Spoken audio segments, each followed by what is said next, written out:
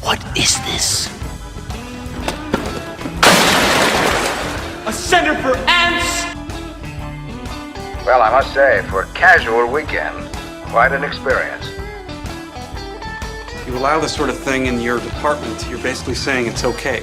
No, I'm saying that I don't care what they do as long as my life isn't interrupted by pointless conversations like this one. Shut up!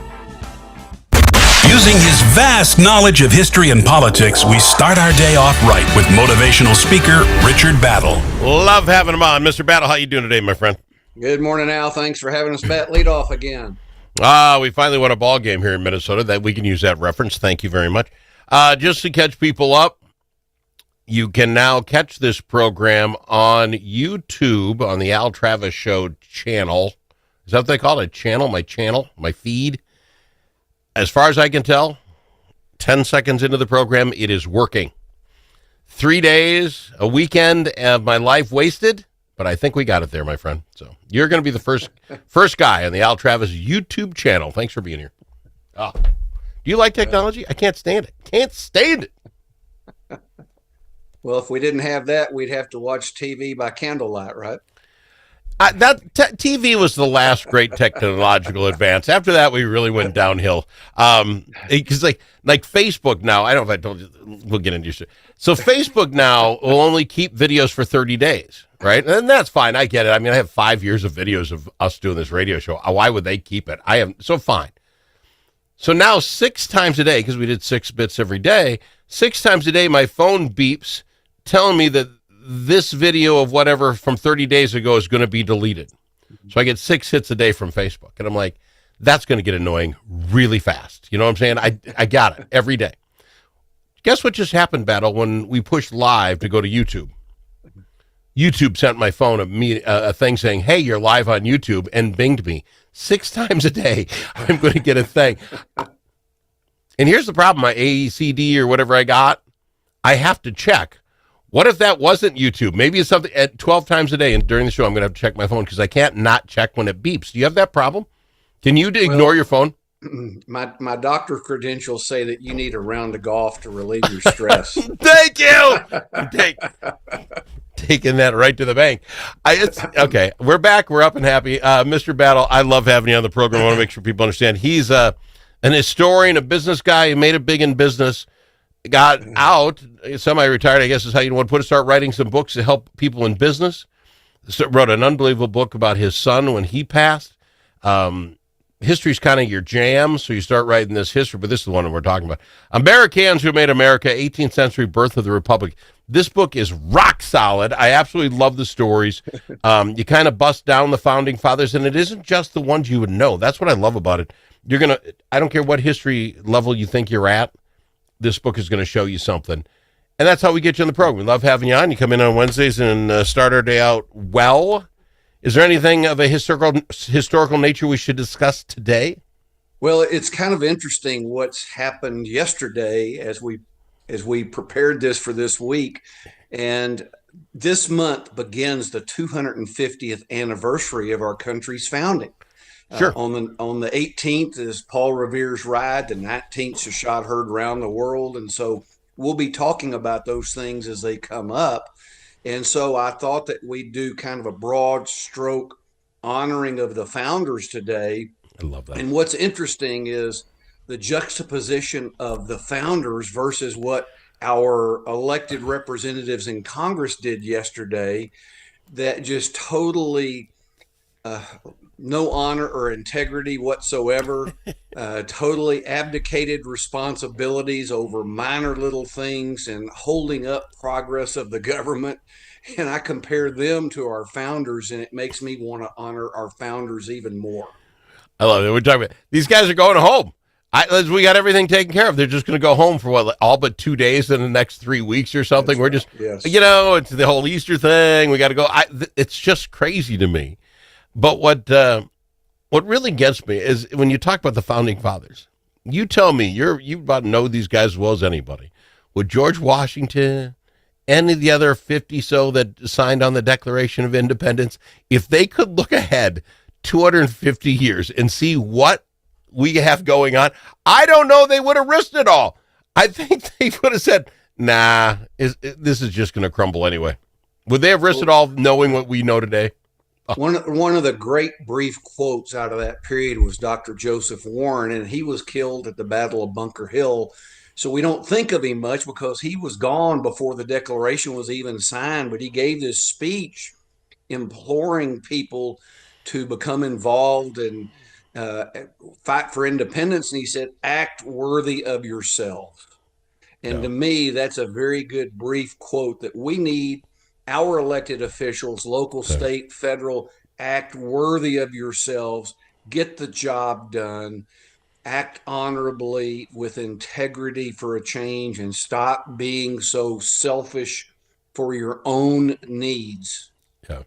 Well, the selfish for your own needs, we get too political on this program with you, but Elon Musk was on one of the, I think it was Fox, I don't remember, one of these shows yesterday, and he was talking about the fact that the next step, the next thing this Doge deal is going after, are politicians who have gotten extremely rich, extraordinarily rich, while working full-time for the government. And he says it goes both sides. He says you are going to be amazed at the kind of money people have made by knowing the stuff. And again, back to the founding fathers. These guys gave up money to work for us. You know, you had to get off the plow, get off your farm, head over to Washington and work for 3-4 months, whatever it is. Then you had to head back, hopefully making a little cash. They're making it hand over fist to the U.S. government now, and I think the founding fathers would be upset. Well, they should be upset. It's what I call an all-you-can-take buffet. And President Harry Truman said, you can't get rich in politics unless you're a crook. And it is bipartisan. And I hope it is exposed because they're stealing tax dollars by funding things with kickbacks. They're getting insider trading on the stock market.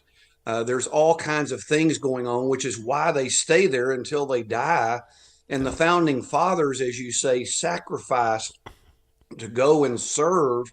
And they did not make laws that punished people because they knew as soon as they went home, their neighbor would go be the representative and the neighbor would come back at them. So they were honoring and working with each other, even though they had independent desires. They acted primarily with honor compared to what we see today. Do you think we today, 250 years later, appreciate anywhere near what those founding fathers did for us? As far as, you can say they gave up their, their finances. You're right. We don't, do we? It isn't taught the way we should. No. And I think one of the first things, it's kind of like when you read it and it takes 5 pages in a history book in school, maybe even less, you think it happened in 30 seconds or a day or a year, but starting with a Stamp Act in 1765 until the Treaty of Versailles in 1783, which codified our independence, that was 18 years that they sacrificed, and they did things that would give us our independence. And as you know, Franklin answered to the lady, what kind of government have you give us? A republic if you can keep it. And today our politicians are throwing our republic away, trying to save a democracy.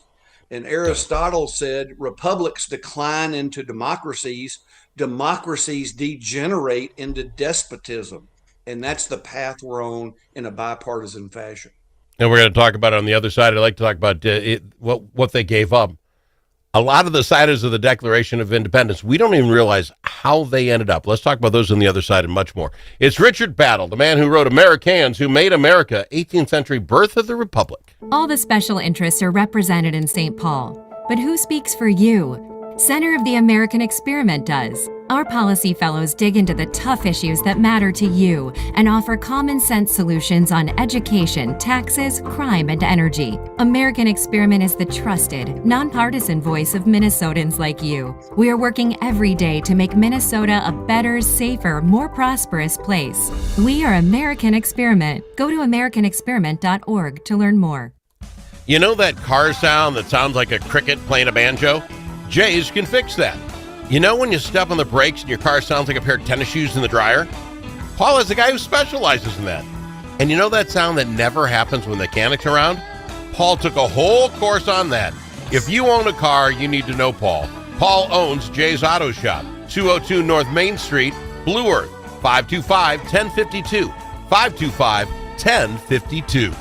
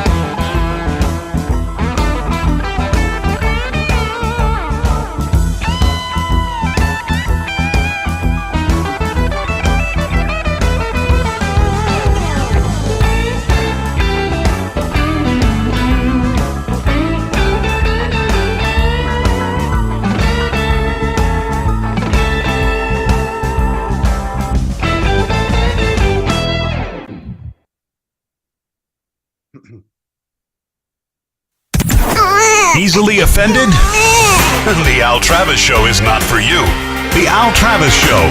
All sides are welcome. We've got him, Richard Battle. He wrote the book on it. I want you to pick it up. AmeriCANS, Who Made America, 18th Century Book, Birth of the Republic. So before I went to break, I just don't think even most folks understand what actually happened to the people that signed the Declaration of Independence. You have a bit of a rundown, right? I mean, this is not what we think of. They all died of old age or something. Well, yes, and remember when the 56 men who passed the Declaration of Independence, when they signed it, that created a warrant from the King of England for them to be hung. And They pledged their lives, fortunes, and sacred honor. And in the book, The Lives of the Signer, that B.J. Lossing wrote in 1844, he recapped that 9 died from fighting or hardship. Wow. 12 had their properties pillaged and burned. 5 were captured and tortured before dying. One lost 2 sons, another had 2 sons captured. Others lost wives and fortunes. So they all suffered. But what's amazing is not one of them betrayed the others. They were loyal to each other to death.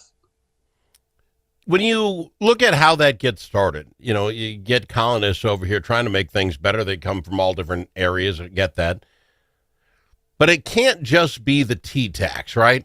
Because you look at us today, we get taxed. You can't just turn the wrong way under one way and you're going to get taxed. We get taxed 2 ways from Sunday. So it can't just be that. What gave these guys that to say it's over? This is not the way we're going to live.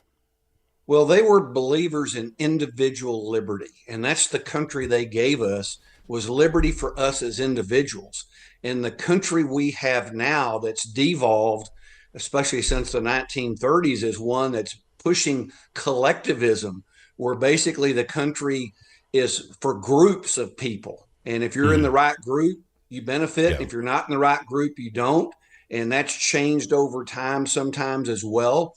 But individual liberty gives each of us the freedoms politically and economic to do things. And that's what we need to return to. And that's what they fought and died for to give us. Yeah. They knew, I don't think it's instinctive. They're very smart humans, but they knew the flaws of man, right? That they knew that these sort of things would come. I joke that if they knew it was 250 years later what was going on, they wouldn't have done it. But they probably would.